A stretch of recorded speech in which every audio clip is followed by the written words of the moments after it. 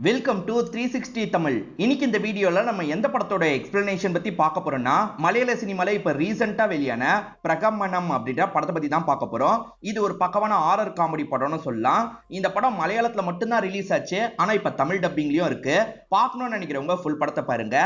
இந்த படத்தோட கதையே ரொம்ப வித்தியாசமா இருக்கும். அது என்னன்னு பாத்தீங்கன்னா, நம்ம ஹீரோ ஃப்ரெண்ட்ஸ் கூட ஜாலியா காலேஜ்ல ஃபன்லாம் பண்ணிட்டு இருக்காரு. திடீர்னு பார்த்தா இவரோட பாட்டி இறந்து போயிடுறாங்க. அப்படி இறந்து போன பாட்டி இவர் உடம்புல கூட வரமாட்டாங்க, இவரோட ஃப்ரெண்டு உடம்புக்குள்ள வந்துடுறாங்க. அந்த ஃப்ரெண்டு அடிக்கடி பாட்டியா மாறுறாரு. இதனால இவங்களுக்கு நிறைய பிரச்சனை எல்லாம் ஏற்படுது. எப்படியாவது பாட்டியை உடம்ப விட்டு அனுப்பணும்ன்ற மாதிரி இவங்க யோசிக்கிறாங்க. ஆனா பாட்டி போக மாட்டேன்னு அடம்பிடிக்கிறாங்க. ஒரு வழியா இவங்க பாட்டியை உடம்ப விட்டு அனுப்புனாங்களா இல்லையான்னு சொல்றது தான் மீதி கதை. நீங்க எதிர்பார்க்காத சின்ன சின்ன திருப்பங்கள்லாம் இந்த கதையில வச்சிருப்பாங்க. அதெல்லாம் உங்களுக்கு பிடிக்கும்னு நம்புறேன். எக்ஸ்பிளனேஷனுக்குள்ள போறதுக்கு முன்னாடி வீடியோக்கு ஒரு லைக் போடுங்க. இந்த எக்ஸ்பிளனேஷன் பிடிச்சிருந்ததுன்னா ஐப்ன்ற ஆப்ஷனை கிளிக் பண்ணி சப்போர்ட் பண்ணுங்க.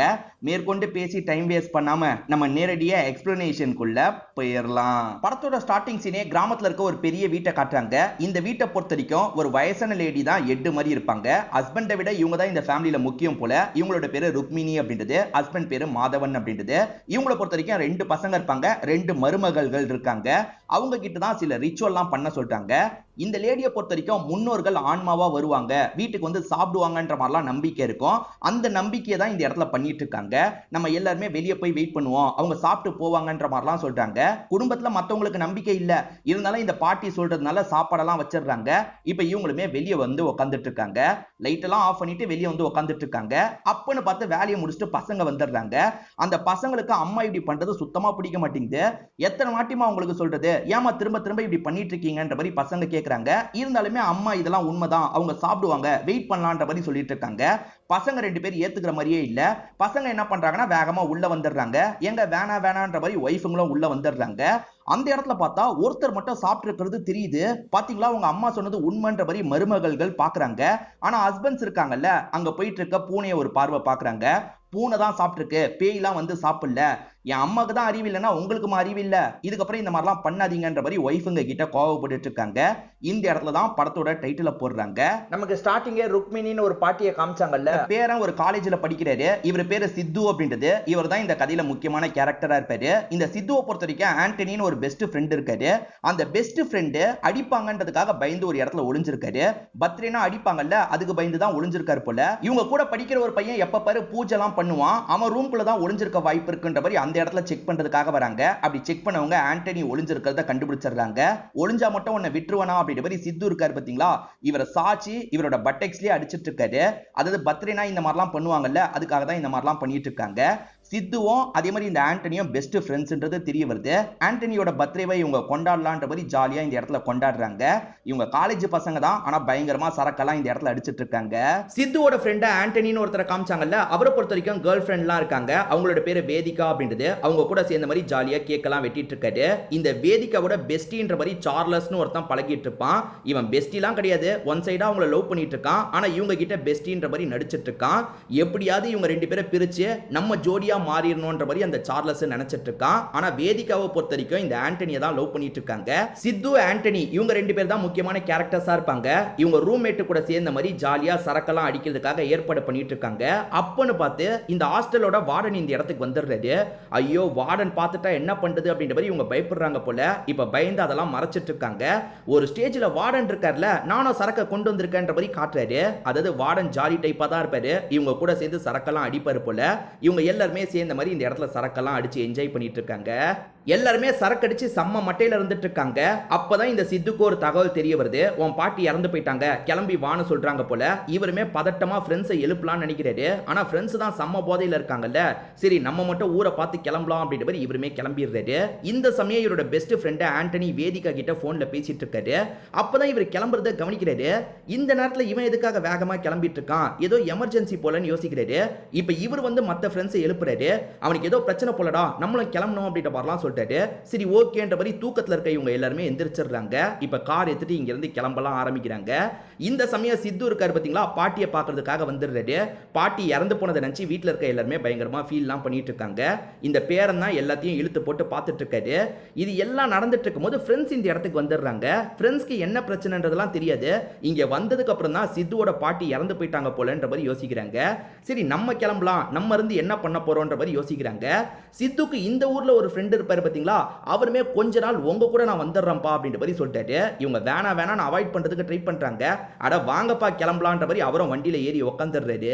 இப்ப சித்து இருக்காரு பாத்தீங்களா, பாட்டியோட போட்டோவை பார்த்து பயங்கரமா ஃபீல் பண்ணிட்டு இருக்காரு. பாட்டி கூட இவருக்கு இருக்க மெமரிஸ் எல்லாம் யோசிச்சு பாக்குறாரு. பாட்டி அடிக்கடி இவரை உட்கார வச்சு இவருக்கு பேன்லாம் பார்த்துட்டு இருப்பாங்க. இதை தாண்டி பாட்டி ரொம்ப சப்போர்ட்டிவா இருப்பாங்க. ஒரு விஷயத்தை நமக்கு காட்டுறாங்க. இந்த சித்து இந்த ஊர்ல ஒரு பொண்ணை லவ் பண்றாரு. அந்த பொண்ணு கூட ஒரு இடத்துல வச்சு ரொமான்ஸ்லாம் பண்ணிட்டு இருக்காரு. அந்த வழியா பாட்டி வந்து இந்த விஷயத்தை கவனிச்சிடுறாங்க. பாட்டி எதுவுமே சொல்ல மாட்டாங்க. ஆனா சித்துவோட அப்பாவும் அந்த வழியா வந்துட்டு இருக்காரு. இந்த பாட்டி என்ன பண்றாங்கன்னா பையன் அங்க இருந்து அனுப்பி விடுறாங்க. சித்துவை காப்பாத்துறாங்க. காப்பாத்தினதுனால சித்து பாட்டிக்கு நன்றிலாம் சொல்லிட்டு இருக்காரு. என்னதான் இருந்தாலும் இந்த வயசுல நீ இப்படி பண்ணுவியான்ற மாதிரி இவரோட காதை பிடிச்சி கிள்றாங்க. செல்லமா கோச்சுக்கிறாங்க. அதெல்லாம் பிரசன்ட்ல இவர் யோசிச்சு பார்த்து ஃபீல் பண்றாரு. இப்ப இன்னொரு விஷயத்தை யோசிச்சு பாக்குறாரு. ஒரு சின்ன பொண்ணு சாமி வேஷம் போட்ட மாதிரி வீட்டுக்கு வந்து குறிலாம் சொல்லுவா. என்னதான் இருந்தாலும் அவன் சின்ன பொண்ணுல இவங்க வீட்டுல இருக்க ஒரு பொம்மையை பாக்குறா. இந்த பொம்மை நல்லா இருக்கே அப்படின்ற மாதிரி அந்த பொம்மையை எடுத்து விளையாடிட்டு இருக்கா. அந்த பொண்ணோட அப்பாவும் இப்பெல்லாம் நீ விளையாடக்கூடாது அப்படின்ற மாதிரி பொம்மையை புடுங்குறாரு. இதை கவனிக்கிற சித்துக்கு கோவம் வந்துருது. ஏன் இப்படி பொம்மையை புடுங்குற, அந்த பொண்ணு தான் ஆசைப்படுறாள் அப்படின்ற மாதிரி பொம்மையை தந்து அனுப்பி வைக்கிறாரு. இது எல்லாத்தையும் பார்த்த பாட்டி இருக்காங்கல்ல, பலார்னு பேரனை கண்ணத்திலேயே அரைஞ்சிடுறாங்க. இதெல்லாம் அவங்க பண்ண வேண்டிய ரிச்சுவல், நீ எதுக்காகடா அதெல்லாம் தடுத்த அப்படின்ற மாதிரி கேட்குறாங்க. அவர் சின்ன பொண்ணுன்றதுனால அப்படி பொம்மையை தந்திருப்பாரு. அது கூட தப்புன்ற மாதிரி பாட்டி அடிச்சிருப்பாங்க. இதுல கோச்சுக்கிட்ட இவர் இருக்காரு பாத்தீங்களா, பாட்டி கிட்ட பெருசா எதுவும் பேசாம இங்க இருந்து கிளம்புறாரு. கடைசியா சாகிறதுக்கு முன்னாடி பாட்டி கிட்ட நம்ம சரியா பேசலையே அப்படின்றத நினைச்சு தான் பிரசன்ட்ல இவர் ஃபீல் பண்ணிட்டு இருக்காரு. சித்துவோட ஊர்ல இருக்க ஒரு நபர் அந்த ஃப்ரெண்ட்ஸுங்க கூட சேர்ந்து கிளம்பினாரு பாத்தீங்களா, அவரோட பேரை நம்ம மூர்த்தின்னு வச்சுக்கலாம். அந்த மூர்த்தி என்ன பண்றாருன்னா அந்த பசங்க கூட சேர்ந்து ஜாலியா ஃபன் பண்ணிட்டு இருக்காரு. அந்த பசங்க கூட சேர்ந்த மாதிரி நிறைய சரக்கெல்லாம் அடிச்சிட்டு இருக்காரு.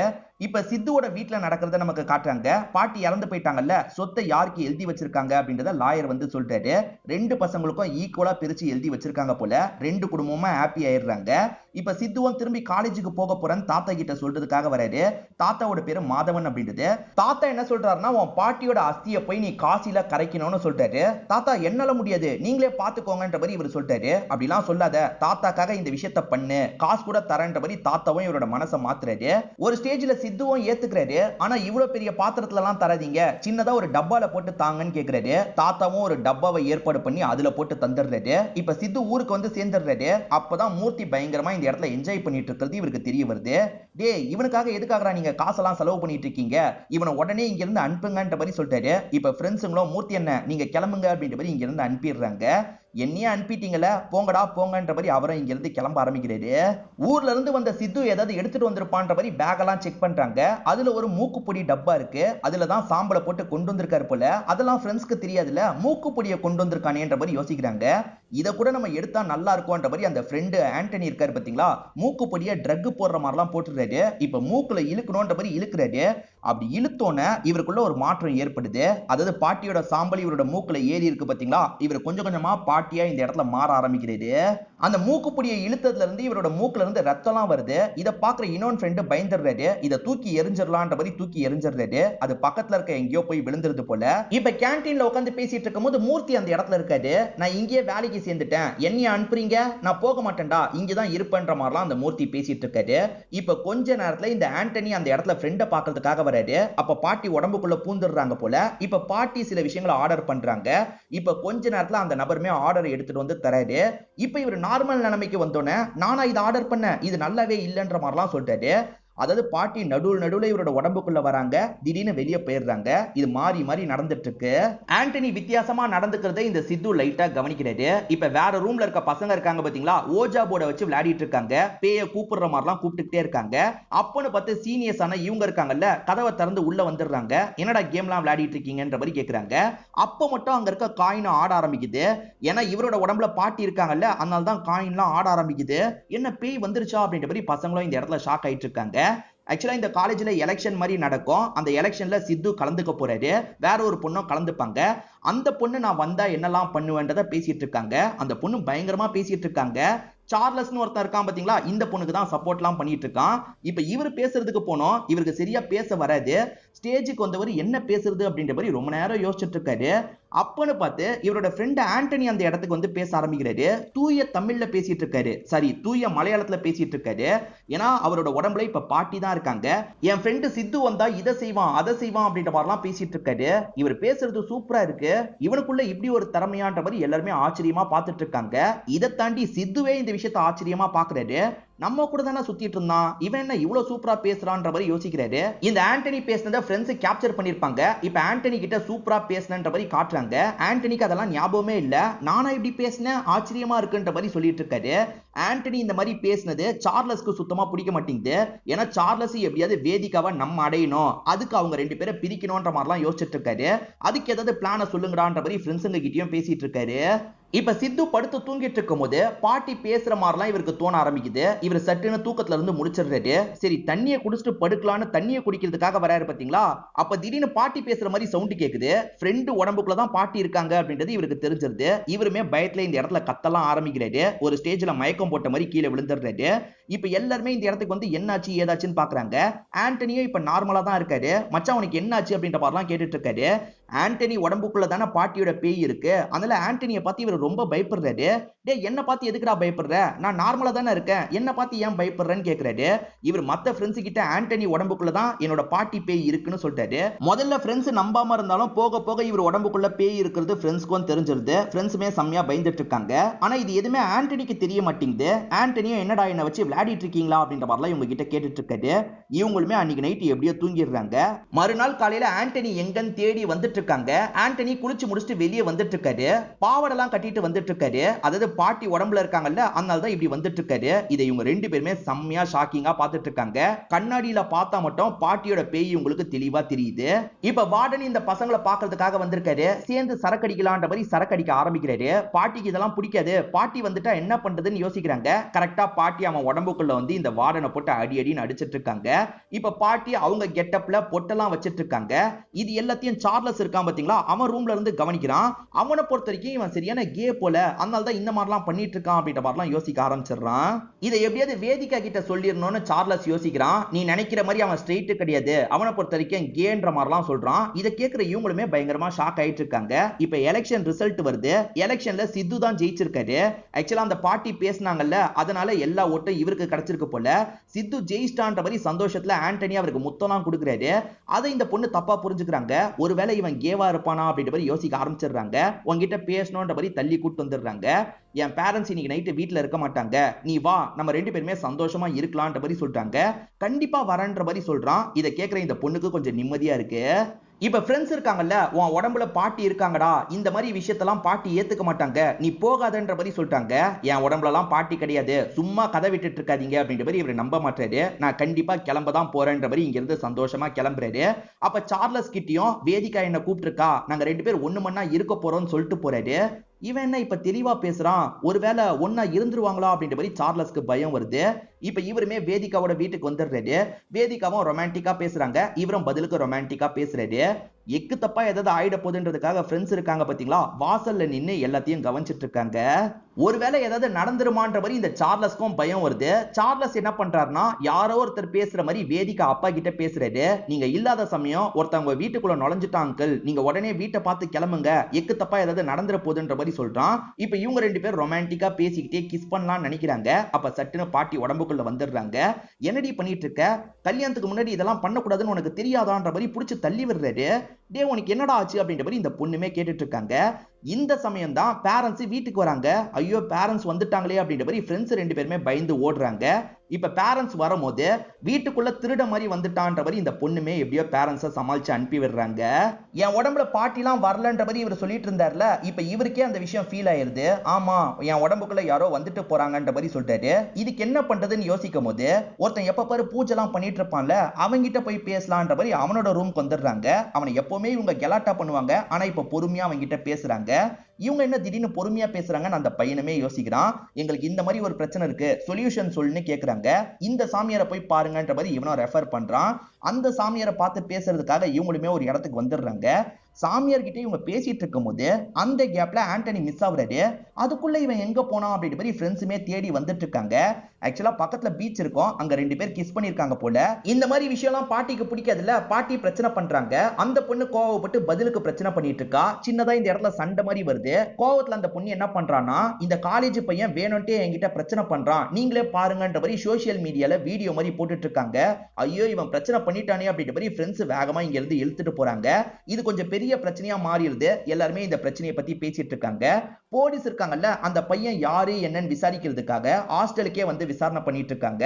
கொஞ்ச நாள் ஐடாயி இருக்கணும்ன்ற மாதிரி இவங்களுமே சொந்தக்கார வீட்டுக்கு வந்துடுறாங்க. அதே மாதிரி அப்பாங்களை வர வைக்கணும் அப்படின்ற மாதிரி அப்பாங்களை வர வச்சிடுறாங்க. அதாவது அண்ணன் தம்பி இருக்காங்கல்ல, அவங்க கிட்ட எல்லா விஷயத்தையும் எக்ஸ்பிளைன் பண்ணிட்டு இருக்காங்க. பசங்க நம்ப மாட்டாங்க. நம்ம செக் பண்ணி பார்க்கலான்ற மாதிரி உள்ள வந்து இந்த ஆண்டனியை பாக்குறாங்க. ஆண்டனி கிட்ட அம்மா கிட்ட பேசுற மாதிரிலாம் இந்த பையன் பேசி பாக்குறாரு. அம்மாவும் அதுக்கு ரியாக்ட் பண்றாங்க. உண்மையிலேயே அம்மாவோட ஆவிதான் வந்திருக்கு போலன்ற மாதிரி இவர் செம்மையா பயப்படுறாரு. அந்த லவ்வர் கிட்ட இவர் பிரச்சனை பண்ணாரு பாத்தீங்களா, அது கோர்ட் வரைக்கும் வந்துருது. இப்ப இவங்களுமே இவங்க பக்கம் வாதாடுறதுக்காக ஒருத்தங்களை ஏற்பாடு பண்ணிடுறாங்க. இப்ப வாதாடி இவங்களுமே வெளியே வந்துடுறாங்க. வெளியே வரும்போது வேதிக்கா இருக்காங்கல்ல, இவனுக்குள்ள ஏதோ நடக்குது, என்ன நடக்குதுன்றத ஒழுங்கா என்கிட்ட சொல்லுங்கன்ற மாதிரி கேக்குறாங்க. எல்லாத்தையும் நாங்க சொல்றோம்ன்ற மாதிரி நடந்த எல்லா விஷயத்தையும் சொல்லிடுறாங்க. அதோட சொல்யூஷனுக்காக ஒருத்தரை பார்க்க போறோன்ற மாதிரி வேதிக்காவையும் சேர்த்து அந்த இடத்துக்கு கூட்டு வராங்க. பேயெல்லாம் நல்லா ஓட்ட தெரிஞ்ச பிரான்சிஸ்ன்ற ஒரு நபர் இருப்பாரு. அவரோட ஒய்ஃப் இருக்காங்கல்ல, ரஷ்யனா இருப்பாங்க. உங்களை பாக்குறதுக்காக தான் வந்திருக்காங்கன்ற மாதிரி அந்த ஒய்ஃப் சொல்றாங்க. இவருமே இந்த பசங்களை பார்த்து பேசுறாரு. என்ன விஷயம்னு கேட்கும் போது இந்த பசங்களும் இவங்களுக்கு இருக்க பிரச்சனையை பத்தி எல்லாம் சொல்லிட்டு இருக்காங்க. கவலையே படாதீங்க, அந்த ப்ராப்ளம் எல்லாத்தையும் நான் சால்வ் பண்ணிடுவேன் அப்படின்ற மாதிரி சொல்லிட்டாரு. இவர் பேசிட்டு இருக்கும் போது ஒய்ஃப் இவர்கிட்ட கோவப்பட்டுக்கிட்டே இருக்காங்க. என் ஒய்ஃப் வெளிநாட்டுக்கு போனோம்னு ஆசைப்படுறா, நான் இங்கேயே இருக்கலாம்னு சொல்றேன், அதனாலதான் எங்களுக்குள்ள பெருசா செட் ஆகல அப்படின்ற மாதிரி அவர் சொல்லிட்டாரு. இவங்களுமே இந்த விஷயத்துல எங்களுக்கு ஹெல்ப் பண்ணி தாங்கன்ற மாதிரிலாம் கேட்கறாங்க. பாட்டி தான் உடம்புக்குள்ள பூந்திருக்குன்றத கண்டுபிடிச்சிட்டீங்கல்ல, பாட்டியோட பொருள் ஏதாவது எனக்கு வேணும், அதாவது எது மூலியமா பேய் இப்படி உள்ள பூந்ததுன்றதை நான் கண்டுபிடிக்கணும், அப்பதான் அந்த பாட்டியை வெளியே என்னால கொண்டு வர முடியும்ன்ற மாதிரி சொல்லிட்டாரு. இவர் வீட்டுல ஏற்கனவே நிறைய பேயை லாக் பண்ணி வச்சிருக்காரு போல. நான் நிறைய பேயை இது வரைக்கும் லாக் பண்ணி வச்சிருக்கேன், அது சம்பந்தப்பட்ட பொருள் தான் இங்க இருக்குன்ற மாதிரி அங்க காட்டுறாரு. ஏகப்பட்ட பொம்மை சுத்தில நிறைய வச்சிருக்காரு. இப்ப பாட்டியோட திங்ஸ் எல்லாம் தேவைப்படுதுல, இவங்க எல்லாருமே பாட்டியோட ஊருக்கு டிராவல் பண்ணி வந்துடுறாங்க. அந்த ஆண்டனி கொஞ்சம் டயர்டா படுத்துட்டு இருப்பாரு. அவர் அப்படியே கார்ல விட்டுட்டு இவங்க எல்லாம் இறங்கி பேசிட்டு இருக்காங்க.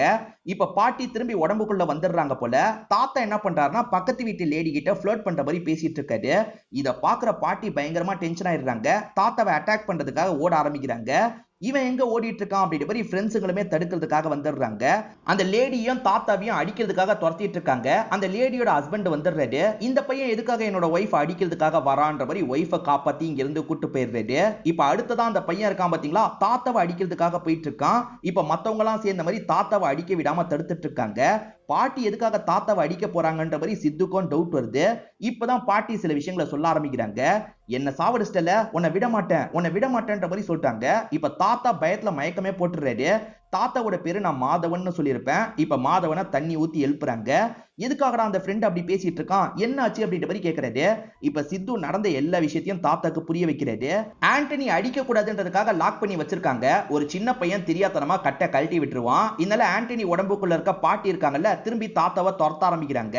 இவன் அந்த இடத்துல போய் கரைக்கல, அதுதான் இந்த பிரச்சனைக்கு காரணம் அப்படின்றது தாத்தாக்கு இந்த இடத்துல புரிஞ்சிருது. இப்பதான் பாட்டியும் தாத்தா என்ன பண்ணாருன்றத சொல்ல ஆரம்பிக்கிறாங்க. அன்னைக்கு நைட்டு தாத்தா பரோட்டா தான் சாப்பிடுறதுக்காக வாங்கிட்டு வந்திருப்பாரு. பரோட்டா கூட ஒழுங்கா வாங்க மாட்டீங்களான்ற மாதிரி இவங்க திட்டிட்டு இருக்காங்க. தாத்தாவும் எதிர் வீட்டு லேடிய ஜன்னல் வழியா பார்த்து சைட் அடிச்சிட்டு இருக்காரு. அப்ப பாட்டி திட்டுறதுனால ஒரு டிஸ்ட்ராக்ஷன் ஏற்படுது. பாட்டி எப்பவுமே தாத்தாவை திட்டிக்கிட்டே இருப்பாங்க போல, அந்த மாதிரி தான் திட்டிட்டு இருக்காங்க. திட்டிக்கிட்டே சாப்பிட்டுட்டு இருக்கும் போது திடீர்னு இவங்களுக்கு விற்க ஆரம்பிச்சிருது. இவங்களுமே விக்கிட்டு இருக்கிறதுனால ரொம்ப கஷ்டப்பட்டு இருக்காங்க. தாத்தாவும் தலையில தட்டலாம் அப்படின்ற மாதிரி கொஞ்சம் வேகமா தட்டுறாரு. அப்படி தட்டின தட்டுல இவங்க இந்த இடத்துல மர்கை ஆயிடுறாங்க. தெரியாம தான் ஒய்ஃப் இறந்து போயிட்டான்ற மாதிரி தாத்தா எல்லார்கிட்டயும் சொல்லியிருப்பாரு. ஆனா இந்த மாதிரி ஒரு வேலையை தாத்தா பண்ணியிருப்பாரு. அதுக்காக தான் பாட்டி இருக்காங்கல்ல, இவரை பழி வாங்குறதுக்காக வந்திருக்காங்க போல. உன்னை விட மாட்டேன், உன்னை விட மாட்டேன்ற மாதிரிலாம் சொல்லிட்டு இருக்காங்க. இப்ப பக்கத்துல இருக்க எல்லாருமே சேர்ந்த மாதிரி இந்த பாட்டியை கண்ட்ரோல் பண்றதுக்கு ட்ரை பண்றாங்க. தடுக்கிறதுனால பாட்டி எல்லாரையும் போட்டு அடிச்சிட்டு இருக்காங்க. ஒரு ஸ்டேஜ்ல சித்து என்ன பண்றாருன்னா அவர் தம்பியை இழுத்துட்டு வந்துடுறாரு. என் தம்பி அடிக்கணும்னா அடிங்க, சின்ன பையனை கூட நீங்க அடிங்கன்ற மாதிரிலாம் சொல்லிட்டாரு. ஆனா பாட்டிக்கு மனசு கேட்க மாட்டேங்குது. பாட்டியுமே அடிக்கிறத நிறுத்திடுறாங்க. அந்த சின்ன பையனோட தலையெல்லாம் தடவி கொடுத்துட்டு இருக்காங்க. அப்பன்னு பார்த்து பாட்டியோட மண்டிலேயே யாரோ அடிக்கிறாங்க. யாருன்னு பார்த்தா தாத்தா தான் அடிச்சிருப்பாரு. சீக்கிரமா இந்த கிழவியை இங்கிருந்து கூட்டு போங்கடா அப்படின்ற மாதிரி சொல்லிட்டாரு. இவங்களுமே ஃப்ரெண்டை இங்கிருந்து கூட்டு போனோம் அப்படின்ற மாதிரி தேவையான சில பொருள்லாம் எடுத்துக்கிறாங்க. இங்கிருந்து கிளம்புறாங்க. பாட்டியோட சாம்பல் இருந்த மூக்குப்பொடியை இவனுங்க யூஸ் பண்ணிருக்காங்க. அதுதான் எல்லா பிரச்சனைக்கும் காரணம் அப்படின்றது ஹீரோக்கு தெரிஞ்சிருது. அந்த மூக்குப்பொடியை எங்க தூக்கி போட்டீங்களோ அந்த இடத்துல போய் நம்ம கண்டுபிடிக்கணும்ன்ற மாதிரி சொல்லிட்டாரு. இப்ப நைட்டு நேரம் இவங்களுமே ஹாஸ்டலுக்குள்ள வந்துடுறாங்க. வேதிகாவும் இவங்க கூட சேர்ந்த மாதிரி ஜென்ஸ் ஹாஸ்டலுக்கு வந்துடுறாங்க.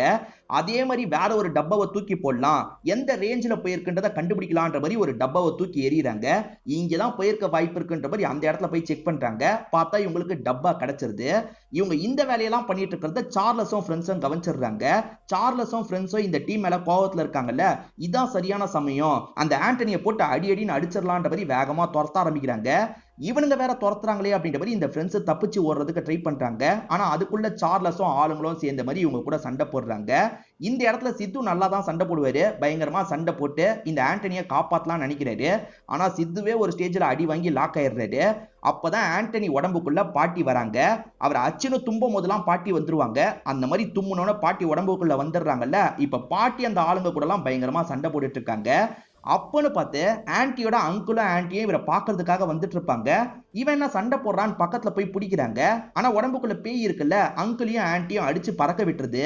என்ன நம்மளே போட்டு இவன் அடிச்சிட்டான்ற மாதிரி அவங்க ரெண்டு பேரும் சோகத்துல இருக்காங்க. அதுக்கப்புறம் தான் ஃப்ரெண்ட்ஸ் இருக்காங்கல்ல, இவன் உடம்புக்குள்ள பேய் இருக்கு புரிஞ்சுக்கோங்கன்ற மாதிரி சமாதானப்படுத்திட்டு இருக்காங்க. இப்ப எல்லாருமே சேர்ந்த மாதிரி ஒரு ஜீப் எடுத்துட்டு இங்க இருந்து தப்பிச்சு கிளம்ப ஆரம்பிக்கிறாங்க. இப்ப அந்த பிரான்சிஸை பார்க்கறதுக்காக போனோம், நம்ம கிட்ட தான் இப்ப அந்த சாம்பல் இருக்குல்ல, ப்ராப்ளத்தை சால்வ் பண்ணிடலான்ற மாதிரி யோசிக்கிறாங்க. அந்த டப்பாவை வச்சிருக்க ஃப்ரெண்டு ஒரு பிரச்சனை இருக்குன்னு சொல்லிட்டாரு. ஆனா சித்து இருக்கார்ல, டே சும்மாறா அப்படின்ற மாதிரி மேற்கொண்டு டிராவல்லாம் பண்ண ஆரம்பிக்கிறாரு. இப்ப இந்த சைடு பாட்டி பண்ண ரிச்சுவலை இப்ப பசங்க பண்ணிட்டு இருக்காங்க. ஏன்னா அம்மாவே பேயா வந்துட்டாங்கல்ல, அதனால பேய் பிசாஸ் இருக்கிறதெல்லாம் உண்மைதான், அம்மா பண்ண ரிச்சுவலை நம்ம பண்ணலான்ற மாதிரி இவங்களுமே ரிச்சுவல்லாம் பண்ணிட்டு வெளியே போய் உட்கார்றாங்க. ஆண்டனி உடம்புக்குள்ள இருக்க பாட்டி இருக்காங்கல்ல, இன்னைக்கு 12 மணிக்குள்ள கண்டிப்பா அவனை சாவடிப்பேன்ற மாதிரி சொல்றாங்க. அதாவது தாத்தாவை சாவடிப்பேன்ற மாதிரி சொல்றாங்க. ஒரு வழியா இவங்களுமே டிராவல் பண்ணி பிரான்சிஸை பார்க்கறதுக்காக வந்துடுறாங்க. உள்ள வரும்போது பிரான்சிஸ் தலைகீழ தொங்கிட்டு இருக்காரு. இவர் யாரு தொங்க விட்டா அப்படின்ற மாதிரி இவங்களுமே பக்கத்துல வந்து அவருக்கு ஹெல்ப்லாம் பண்ணிட்டு இருக்காங்க. பேய் தான் இப்படி பண்ணிருச்சான்ற மாதிரி கேட்கறாங்க. பேய் பண்ணல, என்னோட ஒய்ஃப் தான் இப்படி பண்ணிட்டா, வெளிநாட்டுக்கு போனோன்றதுக்காக என்னை விட்டுட்டு கிளம்பிட்டா, நான் அவளை தடுக்கிறதுக்கு போனோன்ற மாதிரி சொல்றாரு. இல்ல இல்ல, எங்களுக்கு எமர்ஜென்சியா ஹெல்ப் தேவை, எங்களுக்கு ஹெல்ப் பண்ணிட்டு போங்கன்ற மாதிரி சொல்றாங்க. சரி ஓகேன்ற மாதிரி இவருமே ஏத்துக்கிறாரு. ஏற்கனவே அந்த டப்பாவை பார்த்த ஃப்ரெண்டு ஒரு பிரச்சனைன்னு சொன்னார்ல, இப்பதான் என்ன பிரச்சனைன்றத தெளிவா சொல்றாரு. அது என்னன்னா, இவங்க இப்ப தூக்கி போட்டு உண்மையான டப்பாவை கண்டுபிடிக்கணும்னு நினைச்சாங்கல்ல, ஆனா தூக்கி போட்ட டப்பாவையே தான் கண்டுபிடிச்சிருப்பாங்க. உண்மையான டப்பா இன்னும் கிடைக்கலன்ற மாதிரி அந்த ஃப்ரெண்டு சொல்றாரு. இப்ப உண்மையான டப்பா இல்லனா என்ன பண்றது அப்படின்ற மாதிரி இவங்களும் யோசிச்சுட்டு இருக்காங்க. கவலைப்படாதீங்க, நான் ஏதாவது பண்றேன்ற மாதிரி அந்த பிரான்சிஸ் சொல்றாரு. இப்ப பிரான்சிஸ் சில மந்திரத்தெல்லாம் சொல்லி பேயை ஓட்டுறதுக்கு ட்ரை பண்றாரு. என்னதான் இருந்தாலும் பேய் இருக்கு பாத்தீங்களா, அங்க இருக்க மத்த பேயெல்லாம் ரிலீஸ் பண்றதுக்கான ஏற்பாடு பண்ணுது. அங்க பொம்மையில ஒரு பேய் இருக்கும், விதவிதமா அங்க பேய் இருக்கும். அந்த பேய் எல்லாத்தையும் இந்த பாட்டியோட பேய் ரிலீஸ் பண்ண ஆரம்பிக்குது. இப்ப எல்லா பேயும் சேர்ந்து தொல்லை கொடுக்குதுல, இந்த ஃப்ரெண்ட்ஸ் செம்மையா பயந்துட்டு இருக்காங்க. கவலைப்படாதீங்க, நான் பாத்துக்கிறேன்ற மாதிரி பிரான்சிஸ் இருக்காரு பாத்தீங்களா, திடீர்னு ஒரு பவுடரை எடுத்து இந்த பாட்டியோட பேய் மேலலாம் போடுறாரு. இப்ப இவருமே கொஞ்சம் மயங்கின நிலைமைக்கு போயிடுறாரு. அவ்வளவுதான், இவன் உடம்புக்குள்ள இருக்க பேயை நான் ஓட்டிட்டேன், நான் அவசரமா என்னோட ஒய்ஃபை தடுக்கிறதுக்கு போனோம், நான் கிளம்புறேன்ற மாதிரி வேகமா இங்க இருந்து கிளம்ப ஆரம்பிச்சிடுறாரு. இவங்களுக்கு பேய் போச்சா இல்லையான்னு டவுட் இருக்கு. சரி கண்ணாடியில பார்த்து கன்ஃபார்ம் பண்ணிடலான்ற மாதிரி கண்ணாடியை வைக்கிறாங்க. பார்த்தா பேய் இன்னும் போல அப்படின்றது இவங்களுக்கு தெரிய வருது. அவர் ஏமாத்தி தப்பிச்சு போயிருக்காரு போல. அவர் ஜீப்ல வேகமா போயிட்டு இருக்கும் போது ஒருத்தர் லிஃப்ட் கேட்கிறாரு. யாருன்னா மூர்த்தின்னு ஒருத்தர் ஊர்ல இருந்து வந்தார்ல, அவர் லிஃப்ட் கேட்கிறாரு. சரி வண்டியில ஏறுன்ற மாதிரி இந்த பிரான்சிஸும் கூட்டு போயிட்டு இருக்காரு. இங்க இருக்க எல்லா பேயும் ரிலீஸ் ஆயிடுச்சு பாத்தீங்களா, அந்த எல்லா பேயும் இங்க இருக்கவங்களை அட்டாக் பண்ணுது. அது கிட்ட இருந்து கஷ்டப்பட்டு தப்பிச்சிட்டு இருக்காங்க. பத்ததுக்கு பாட்டியோட பேய் இருக்குல்ல, இங்க இருந்து தப்பிச்சு ஓடுறதுக்கு ட்ரை பண்ணுது. எப்படியாவது தாத்தாவை நான் சாவடிக்கணும் அப்படின்ற மாதிரிலாம் சொல்லிட்டு இருக்கு. இவங்க கஷ்டப்பட்டு கண்ட்ரோல் பண்றாங்க. ஆக்சுவலா அந்த இடத்துல சாப்பாடு வச்சாங்கல்ல, எல்லாம் முடிஞ்சிருச்சான்னு பார்க்கிறதுக்காக தாத்தா கதவை திறந்து உள்ள வராரு. அப்போ ஒரு போட்டோ தாத்தாவோட தலையிலேயே விழுது. தாத்தா அந்த இடத்துல இறந்து போன மாதிரி விழுந்துடுறாரு. இப்ப ஏறக்குறைய மணி 12 இவ்வளவு நேரம் பிரச்சனை பண்ண ஃப்ரெண்ட் இப்ப சாதாரணமாயிடுறாரு. ஒருவேளை பேய் போயிருச்சான்ற மாதிரி இவங்களுமே கண்ணாடியை வச்சு செக் பண்றாங்க. ஃப்ரெண்ட் நார்மலா தெரியுறாரு. அப்ப பாட்டியோட பேய் போயிருச்சு போல. அப்ப தாத்தா ஒருவேளை இறந்து போயிட்டாரான்ற மாதிரி இவங்க எல்லாம் யோசிக்கிறாங்க. தாத்தா இறந்து போன மாதிரி தான் நமக்கும் காமிச்சிருப்பாங்க. ஆனா அவர் இறந்து போல, மயக்கத்துல தான் இருந்திருப்பாரு. கண் முழிச்சிடுறாரு. 12 மணி ஆயும் தாத்தா எப்படி தப்பிச்சாருன்றதை இப்பதான் நமக்கு காட்டுறாங்க. அது என்னன்னு பாத்தீங்கன்னா, இந்த பிரான்சிஸ் சிகரெட் இருக்கான்னு மூர்த்தி கிட்ட கேக்குறாரு. மூர்த்தி என்கிட்ட சிகரெட் இல்ல, ஆனா மூக்குப்பொடி இருக்குன்ற மாதிரி ஒரு டப்பாவை எடுத்து நீட்டுறாரு. ஆக்சுவலா அந்த டப்பா இந்த மூர்த்தி கிட்ட தான் இருந்திருக்கும். மூர்த்தியை ரூமை விட்டு அனுப்பும் போது தானே அந்த டப்பாவை தூக்கி எரிஞ்சாங்க. மூர்த்தி கண்ணில் அது பட்டிருக்கும். இந்த மூக்குப்பொடி டப்பா தேவைப்படும்ன்ற மாதிரி மூர்த்தி எடுத்து வச்சிருப்பாரு. அந்த டப்பாவை தான் பக்கத்துல இருக்க பிரான்சிஸ் கிட்ட தந்திருப்பாரு. பிரான்சிஸும் அந்த மூக்குப்பொடியை எடுக்கலான்னு மூக்குப்பொடி மாதிரி யூஸ் பண்ணிருப்பாரு. அச்சுன்னு தும்பி இருப்பாரு. சோ பாட்டியோட பேய் இவர் உடம்புக்குள்ள வந்துருச்சுன்ற மாதிரி காட்டுறாங்க. அதே மாதிரி அந்த ஃப்ரெண்ட்ஸை மத்த பேய் அட்டாக் பண்ணுச்சு பாத்தீங்களா, அந்த மத்த பேயும் இந்த வண்டியில இவர் கூட சேர்ந்து டிராவல் பண்ணுது அப்படின்ற மாதிரி நமக்கு காட்டுறாங்க. சோ தாத்தா இப்ப நல்லபடியா தப்பிச்சிட்டார்ல, வாழ்க்கையை இதுக்கப்புறம் என்ஜாய் பண்ணும் அப்படின்ற மாதிரி கோவாக்கு வந்துடுறாரு. கோவாக்கு வந்தவர் அங்க இருக்க அழகான பொண்ணுங்களெல்லாம் சைட் அடிச்சிட்டு இருக்காரு. பிக்னி போட்டு பொண்ணுங்க ஓடிட்டு இருக்காங்கல்ல, அதெல்லாம் சந்தோஷமா இவர் பார்த்துட்டு இருக்காரு. என்ன ரொம்ப சந்தோஷமா இருக்க போல, அவ்வளோ சீக்கிரம் உன்னை நிம்மதியா இருக்க விட மாட்டேன்ற மாதிரி ஒரு சவுண்டு கேட்குது. என்ன பாட்டியோட சவுண்டு கேட்குதுன்னு இவர் திரும்பி பார்க்குறாரு. அந்த இடத்துல பார்த்தா இந்த பிரான்சிஸ் தான் படுத்துட்டு இருக்காரு. ஆனா பொட்டு பூவெல்லாம் வச்சிருக்காரு. பாட்டியோட பேய் இப்ப பிரான்சிஸ் உடம்புல தானே இருக்கு. நக்கலா இவரை பார்த்து சிரிக்குது. ஐயோ திரும்பி இவ வந்துட்டாலே, இவ கிட்ட இருந்து தப்பிக்கணும்ன்ற மாதிரி தாத்தா இங்க இருந்து தெரிச்சு ஓடுறாரு. இதோடயே இந்த படத்தை நமக்கு ஃபன்னா முடிச்சிடுறாங்க. கண்டிப்பா இந்த படத்தோட கதையும் என்னோட எக்ஸ்பிளனேஷனும் உங்களுக்கு பிடிச்சிருக்கும்னு நம்புறேன். இந்த வீடியோ உங்களுக்கு பிடிச்சிருந்ததுன்னா லைக் பண்ணுங்க, கமெண்ட் பண்ணுங்க, மறக்காம 360 தமிழ் சேனலை சப்ஸ்கிரைப் பண்ணுங்க. தொடர்ச்சியா இந்த மாதிரி வீடியோக்கள் வந்துகிட்டே தான் இருக்கும்.